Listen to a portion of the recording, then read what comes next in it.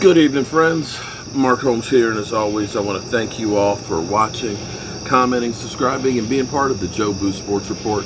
Without you guys, as well as you ladies, you know this does not work. We are under 10 days. 10 days before the NFL season starts for our Cowboys against Tampa Bay.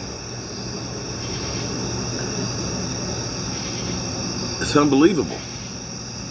The clock in there, I started, I think, 122 days. 112 days has gone by. 112 days. It feels like it's a blink of an eye. Now, it's funny because we got a bunch of Cowboy fans that are losing their minds. Our team sucks so bad. You know, we let the Jacksonville Jaguars and a rookie quarterback beat us. And I'm like, be cool. We literally have not played anybody who's of significance. Stephen Jones, the top 40 players, they're not getting out there. We're not going to risk them. We're not going to put them in harm's way. Of the people that we had out there, only 13 of them will make the roster. Only 13. It's not very many. But regardless, Skip and Shannon Sharp, man, they killed us today. Skip, you know what? That's Skip. You know, Tampa Bay, they gonna come in there, they gonna kill them boys.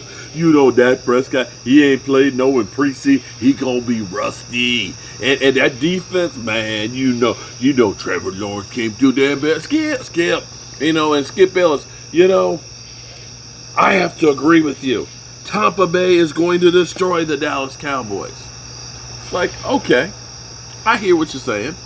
I believe that the Cowboys with Dak Prescott, CeeDee Lamb, Amari Cooper, you know, Michael Gallup and Tyron Smith and Lyle Collins and Tyler Baddish, you know, with Zach Martin and, of course, you know, Connor Williams and Blake Jarwin and Dalton Schultz and Zeke Elliott and Tony Pollard. I think that they might play a little bit better than Cooper Rush and crew. I just feel like, excuse me, they're going to play a little bit better. I feel like, excuse me, I've talked too much today. My throat is raw. I feel like Micah Parsons and Randy Gregory and DeMarcus Lawrence are going to play a little bit better than the guys we had out there. But that's just me. I'm an idiot. But here's the funny thing, because, you know, on one hand, you get guys that are saying the Cowboys are what they are, they stink and everything else. You got that, right? And here it is, Bletcher Report comes out with an article that says the Dallas Cowboys have the third most talented team behind Tampa Bay and Kansas City.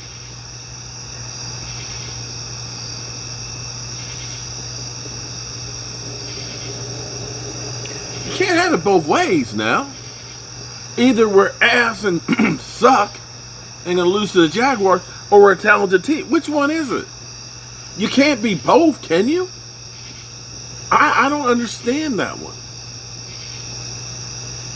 Third most talented roster. Now, I can look at it and say, well, I understand what you're saying, Bleacher Report, because you look at Amari Cooper, who's been a 1,000-yard receiver every year that he's been here with the Cowboys. Okay, I can get that. You look at Michael Gallup, who was pretty close to 1,000 yards last year, even without Dak Prescott.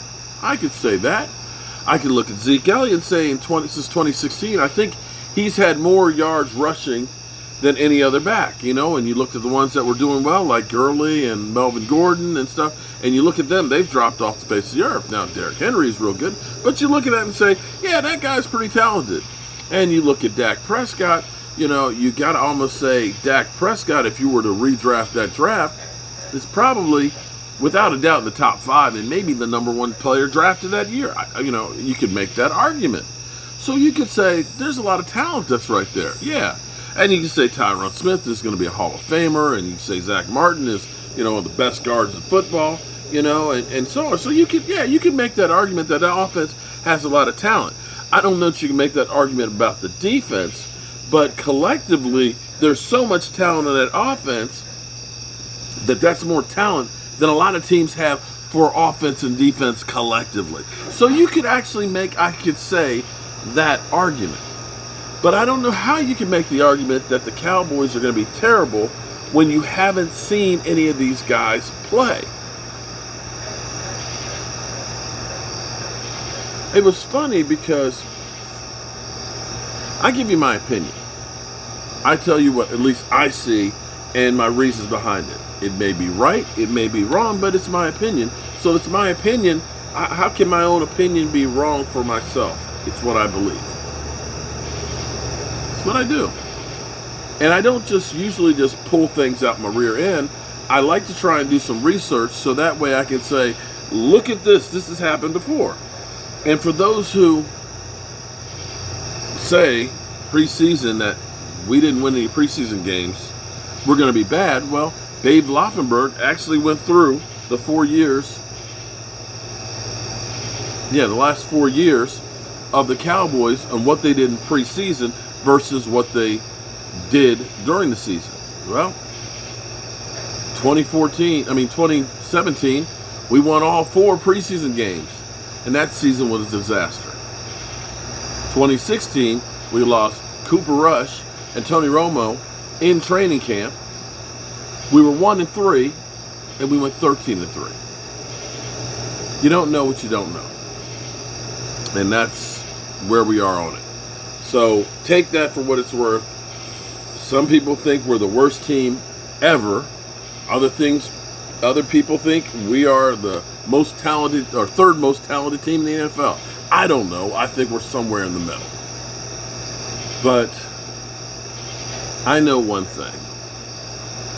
I'm happy that I actually had this day, and I'm happy that I get to spend a lot of time with you guys. And I want to say, for everybody right now, we as a country are still going through a lot of shit. The devastation in Louisiana and Mississippi and all that, it's going to take a long time to rebuild that stuff. It's going to be, some cases, weeks before they have electricity. And I'm going to tell you, if you've ever been in 95-degree temperatures, heat, in a house that's got water damage in there, that steamy feeling, that mold that grows in there, that refrigerator that's got food in it that can't be used. When we had the hurricane in Puerto Rico, a lot of people died from the hurricane, but more people died after it because of simple things of not being able to have your diabetes medicine refrigerated. We're dealing with that.